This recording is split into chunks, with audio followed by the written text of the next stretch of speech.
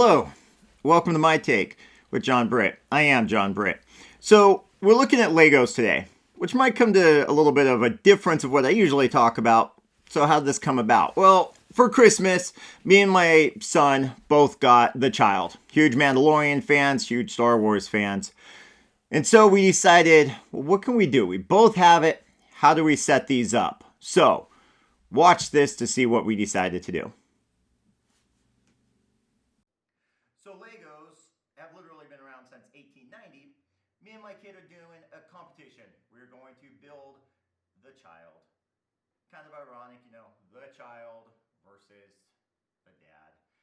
I have a feeling, to be honest, I'm going to get the crap beat out of me. I have a feeling that Caden's going to be able to go to In-N-Out, get himself a double-double with a shake, finish it off, get back, and I will still probably be halfway through. But we're going to see how it goes anyway. So as you can see, a competition. It's the way of America. So looking at that Lego though, let's look at the origins of it. Where does Lego come from? The history that I'm looking at is coming from a carpenter named Ole Kirk Christensen. Now his business suffers massive issues. It goes through fires, it goes through the Great Depression. And so out of this, he starts making cool blocks. The original blocks, as you can guess, wood. So Lego Group is made from this. Kind of looking at that, that's where it goes to. So where has it gone to now? Well, when we look at it now, 1949 is the year that the patent is made for the little plastic piece that almost all kids know of. It's basically when you think of Denmark, you think of Lego. Because, well, why wouldn't you? As of right now, if we took all the Legos and gave them to everybody in the world, each person would have enough to have 86 pieces of Lego. They are also, as goofy as it is, the world's biggest tire company at making over 400 million tires a year. You gotta take that with a grain of salt because, well, you can't really drive on them. So other issues, it's estimated there's over 400 billion of these cool little Lego pieces, which every single parent can tell you that seems to be just what is in the hallway at the middle of the night. It is a universal system. So if I have a set from 1958 or I have it now, I can put them together and they will link together. Their quality control is amazing. They actually only have 13 pieces per million that actually doesn't fit quality control. So that's a huge number. Now, obviously, Star Wars comes into play.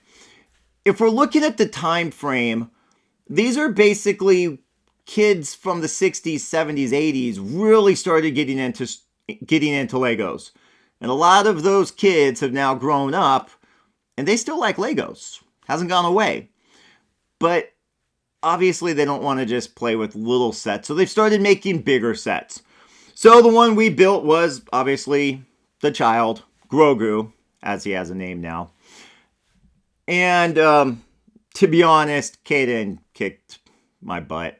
I realized that since I have not actually built a Lego set in almost 20 years or more, that he has huge advantage. So he demolishes me, he wins. That's where it goes from there. But out of it, we get cool little Grogu to hang around with us.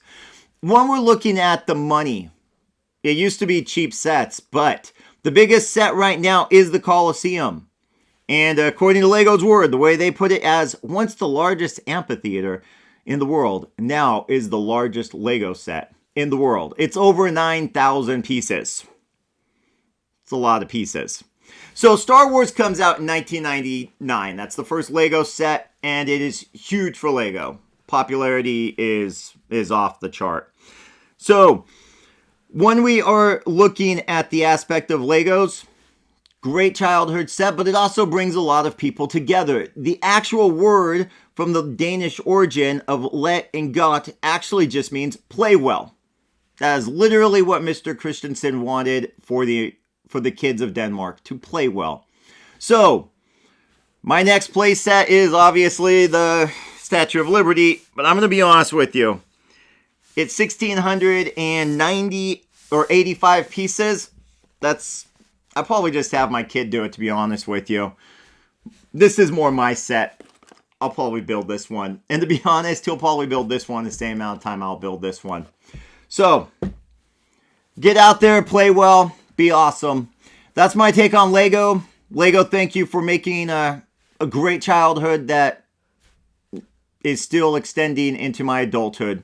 Thank you for watching. That's my take. Please give me your comments. Stay awesome.